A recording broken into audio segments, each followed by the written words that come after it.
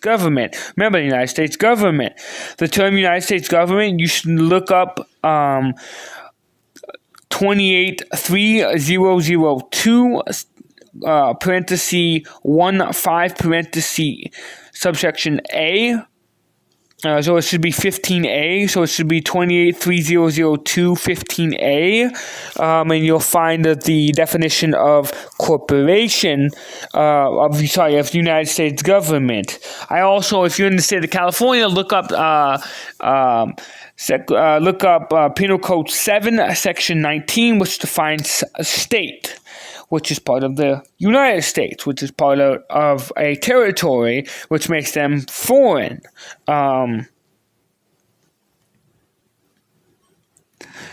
You have to remember that these people aren't actually here to help you. They're here to make sure you stay in continuous debt. Now, I looked up the 63rd Congress, the second session, chapters 4 through 6 on 1913.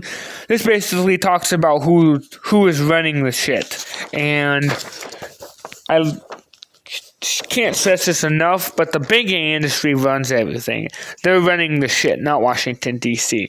Don't let D.C. freaking lie. And they're not in charge. They have no more authority than you and I.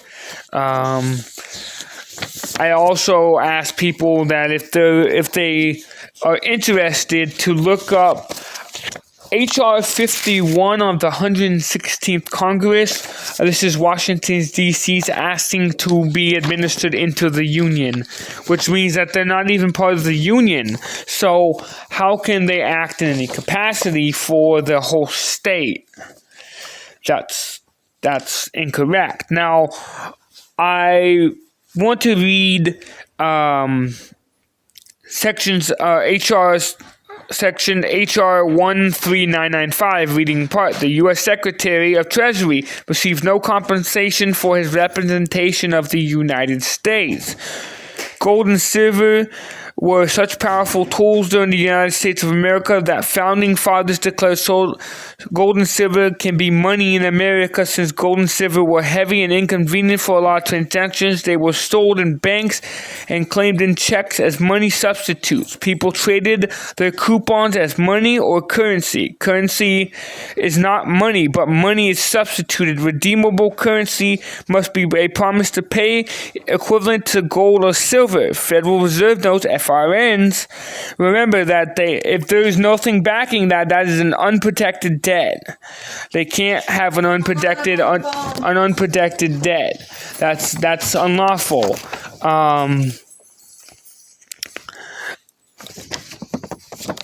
These individuals said that.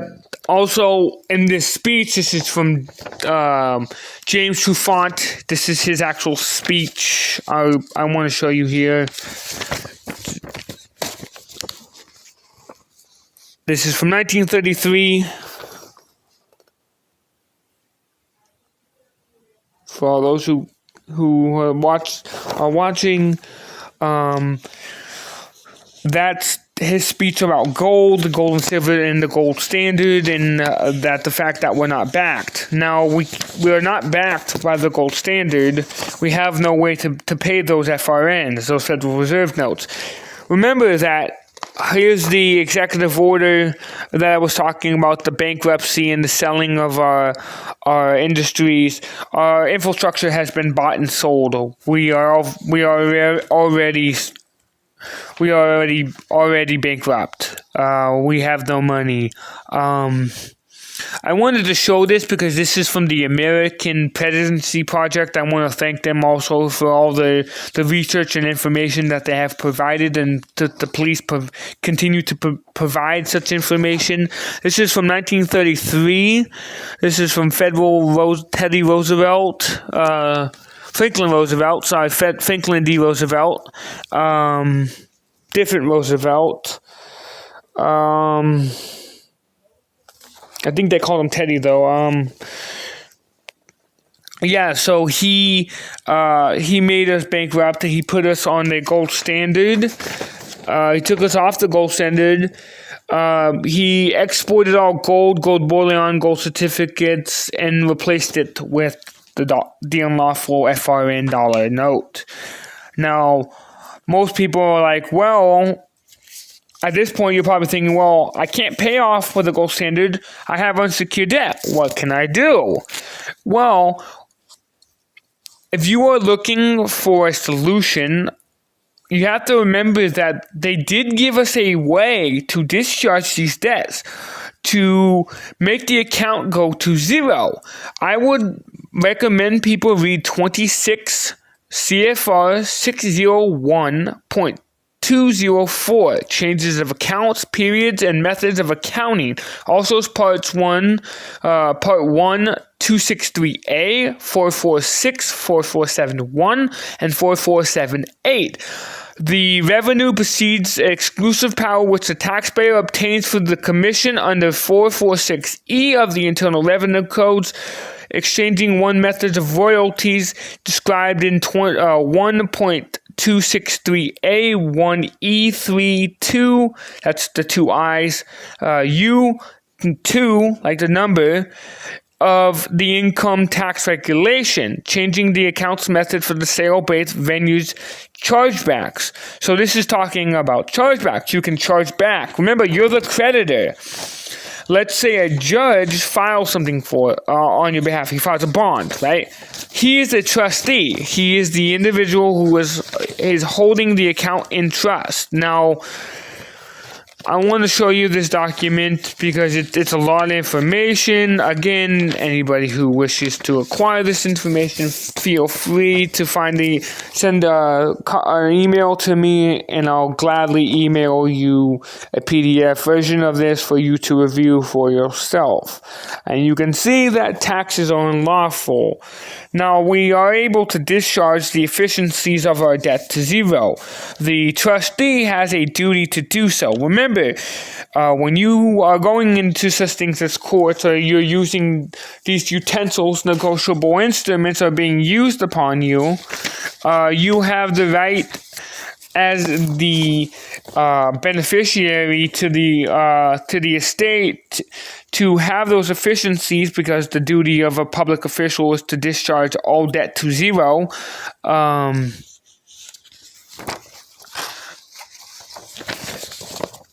And you have to remember that these banks they were reopened in 1933. There's a company in the state of California called Conica, CONICA, legal the services. I think this company has financial interests in the banking industry. It's also connected to the local state bar. So the state bar and the banking industry are working together hand in hand like this, right? And creating financial interest. Now, remember, under the CFR 2727.11 that when you are committing commercial acts, you are committing commercial acts of business. Now, remember, when you go into any sort of business with the state, you are considered a minor in the eyes of the law, because you are entering into an account of commercial booking into your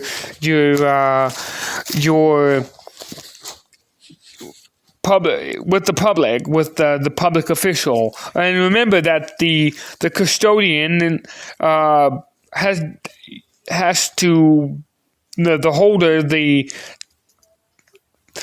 beneficiary, that's you're the beneficiary equitable title holder, has a duty to tell that individual to make any accounts of the debt go to zero. Now, I want to show you this because according to the law, when you become 18, you are actually able to, let me start by this. When you are first born, you are given a social security card along with your birth certificate. Now, let's say that you didn't get one. Well, you can acquire one. I can go in without the baby and say, well, I had a baby. Here's the birth certificate. Here's the immune shots, and here's the doctor's signature. and I'm the father, and I need a birth certificate. Now, the birth certificate is issued. Now, according to the law, when you reach the age of majority under 31 CFR, remember that's the Council of Foreign Relations. Remember, we're all under the United Nations when we became part of the United Nations in 1945, when we had that treaty with that unlawful treaty with the United Nations. Now, I want to show you this. This is CFR 31 3.27. This talks about your minor account. So you are a minor even though you have reached the age of majority. In the state of California, the age of majority is somebody who has reached the age of 18. Please look up the definition. I'm not sure if it varies from state to state, but according to the IRS, you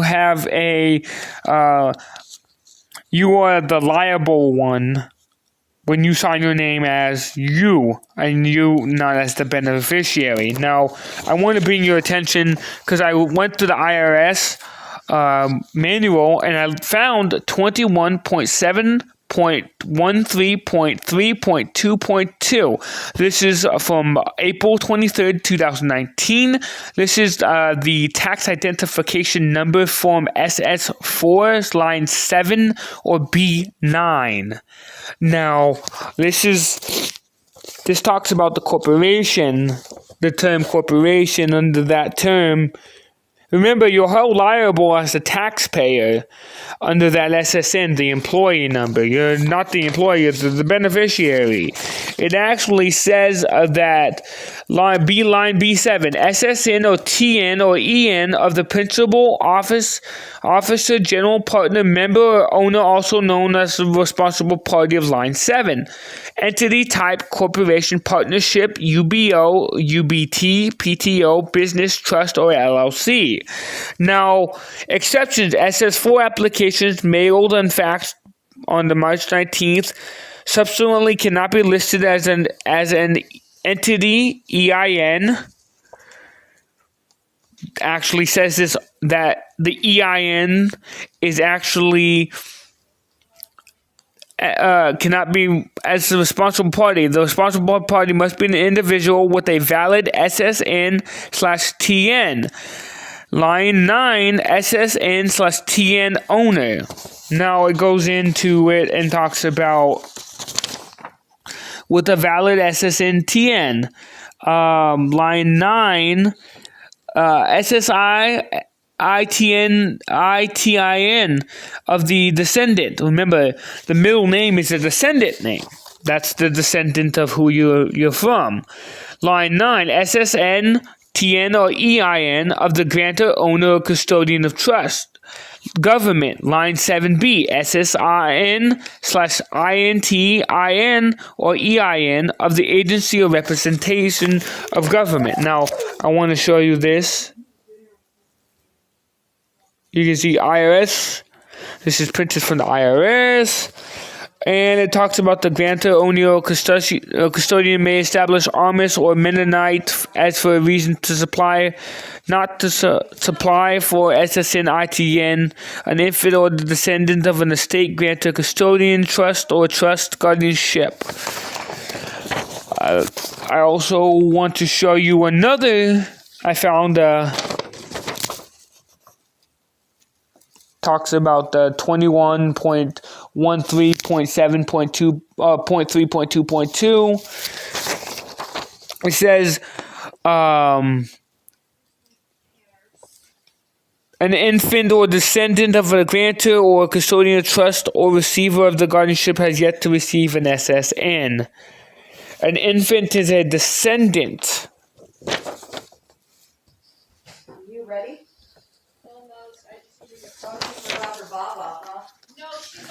And so when you are holding these, when you are held at a court proceeding, or you are held at some type of by some state agency, you have to file a IRS Form 56. You have to file a request for tax information, an 8822. You have to ask for these informations, otherwise these agencies like the IRS don't know. See, the courts have to, by law, file under the taxes, but they don't because you don't file your 56, you don't file as the attorney. Once you're able to handle your own affairs, you'll be able to do things like this. Now, remember, you can discharge the debt.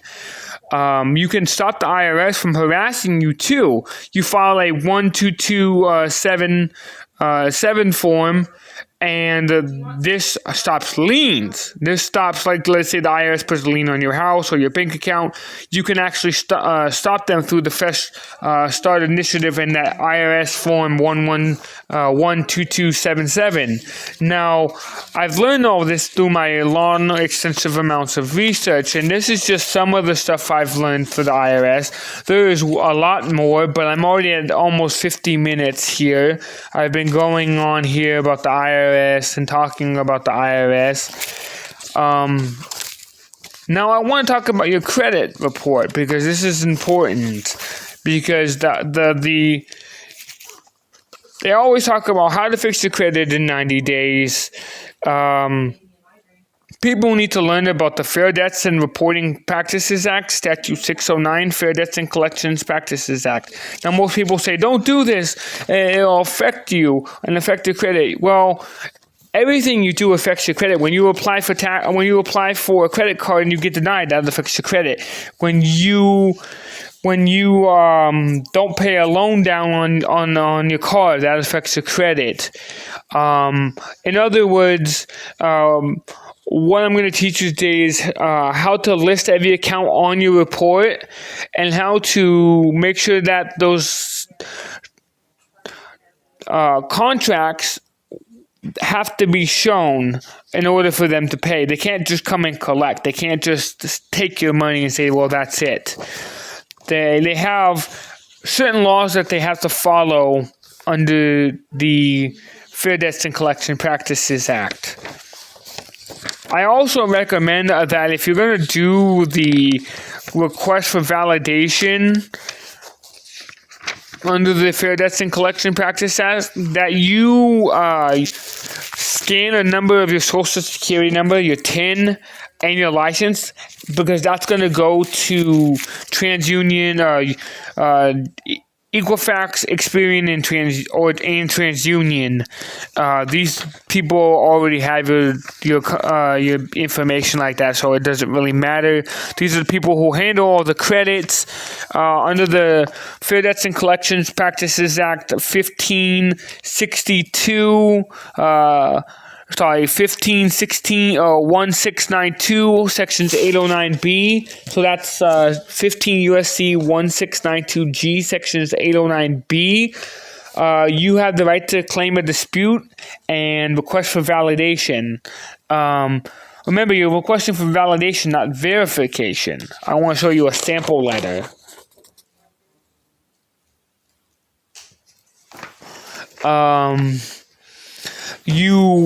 Things you want to request are products you're being charged for, the calculations for the dry balance, any copies of any papers you agreed of what they said you owed. That's the original consumer contract, which is very, very important under Statute 609. They have to show you the original consumer contract. They cannot just say, well, you owe me money and try to collect. Remember that they cannot increase the amount you owe. They cannot charge you any interest for the amount you owe. That is extremely unlawful under the Fair Debts and Collection Practices Act. There's ways to write a drop dead letter. So basically say, don't call my phone, harass me in any way. You will have to write me by written letter.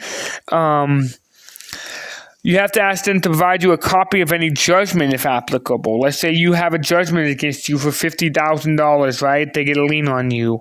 And they have to show that even though they got the judgment, you can still Statute 609 and request for the Fair Debts and Collection Practices Act for them to show